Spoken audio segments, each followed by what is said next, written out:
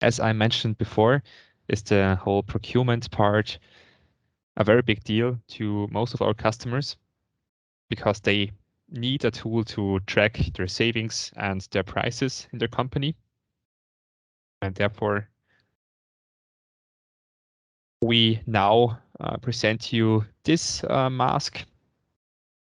This is an initiative tracker of savings. To the left-hand side, you see the initiative overview in a table format with the project names, the buyer who is responsible for each project, the priority of the project, the baseline, which are the spends of the previous year.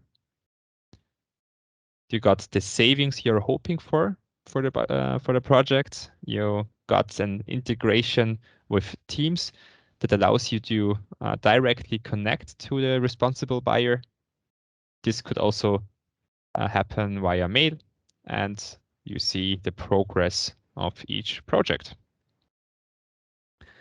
This is now the value tree as we saw it at the top-down planning approach. You got the total savings of your company. Then you split it by a function of the savings, and last but not least, also by the category.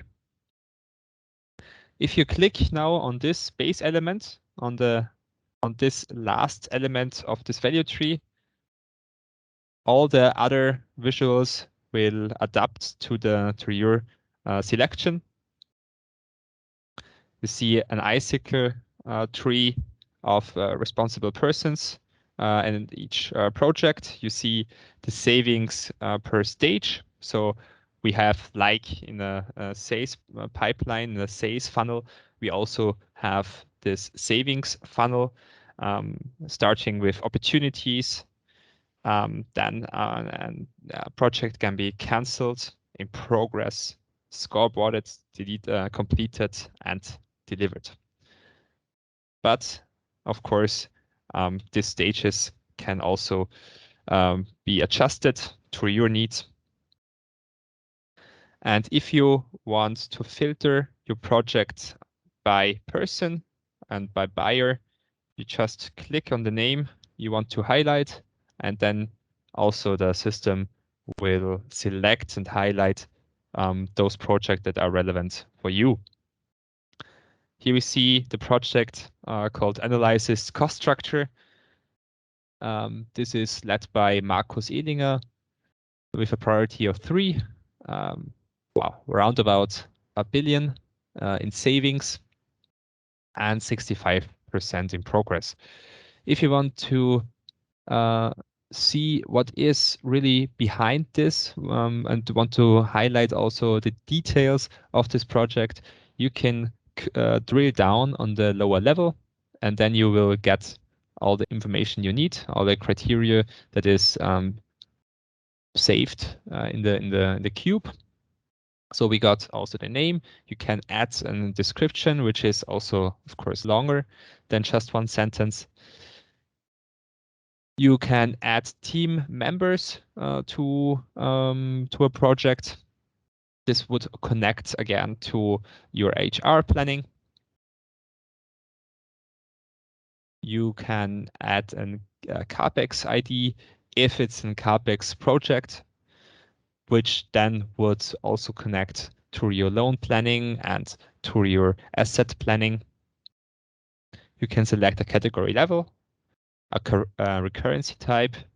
Sometimes it's a one-time project or a yearly project, which maybe will be applied for the next 5 years or longer or shorter.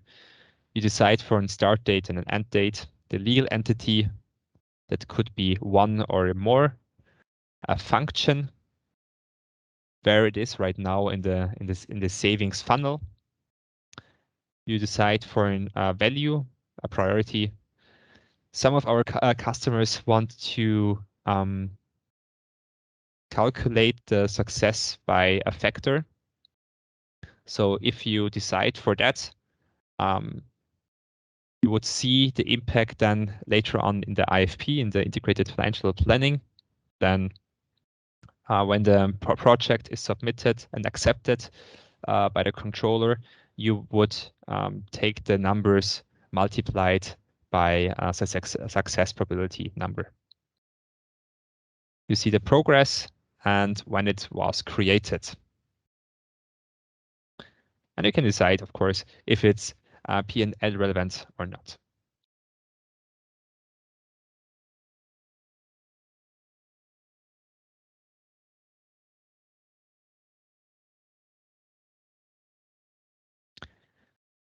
Let's stay in this procurement segment and let's have a look at another dashboard like the spend dashboard.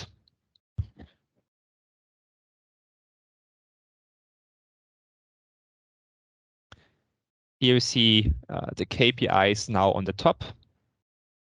You can slice the projects by time